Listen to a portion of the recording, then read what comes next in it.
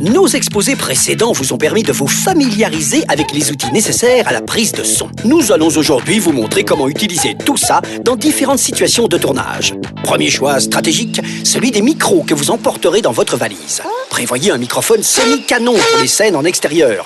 Sa directivité prononcée et votre habileté vous permettront de viser précisément vos sources pour les débarrasser de la pollution sonore environnante. N'oubliez pas de l'habiller d'une bonnette anti-vent. Pour les scènes en intérieur, prévoyez un microphone hypercardioïde, moins directif, qui vous permettra d'équilibrer votre prise de son entre le son direct et le son réverbéré. Voilà qui devrait suffire dans la plupart des cas. Mais n'oubliez quand même pas votre perche, votre mixette et votre enregistreur. Vous voici maintenant sur une scène en extérieur. Votre microphone, semi-canon, va vous permettre de percher confortablement sans avoir à trop vous approcher de la source sonore. À vous cependant de choisir le bon angle de prise de son pour réduire les bruits les plus gênants. Vous devez aussi vous organiser pour enregistrer séparément l'ambiance de la scène. Car au montage et au mixage, vos collègues en auront souvent besoin pour unifier les raccords entre les différentes prises. Rentrons maintenant en studio pour une scène en intérieur. Comme le réalisateur et le cadreur, vous avez le droit de couper une scène si quelque chose perturbe la prise de son. Ne vous en privez pas. Votre première action consistera à maîtriser les nuisances sonores. Qu'il s'agisse d'insonoriser certaines parties du décor ou certains équipements techniques, sachez dialoguer avec vos collègues pour minimiser les bruits parasites. Comme nous l'avons vu précédemment, l'art de la prise de son en intérieur consiste à équilibrer la proportion entre le son direct et le son réverbéré.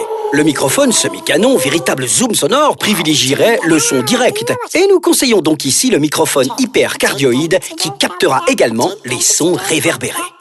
Comme nous l'avons déjà vu, il vous faudra tenir compte des contraintes de lumière et de cadre et votre complicité avec le chef opérateur image sera là aussi cruciale.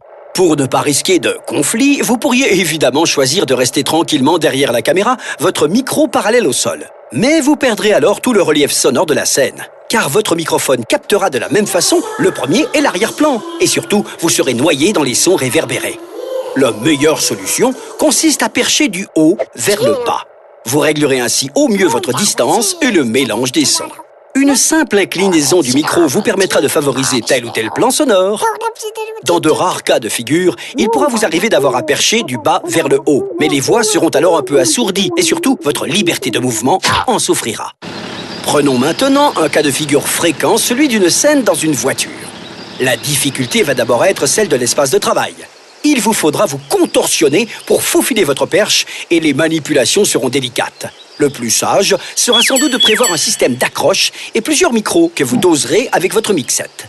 Vous aurez également intérêt à placer un troisième micro pour capter l'ambiance de la voiture et à l'enregistrer sur une piste séparée pour pouvoir la mixer par la suite au micro des comédiens.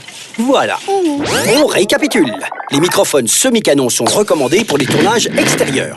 N'oubliez pas d'enregistrer les ambiances. En intérieur, privilégiez les microphones hypercardioïdes et sachez vous faire respecter. À bientôt pour un nouveau truc.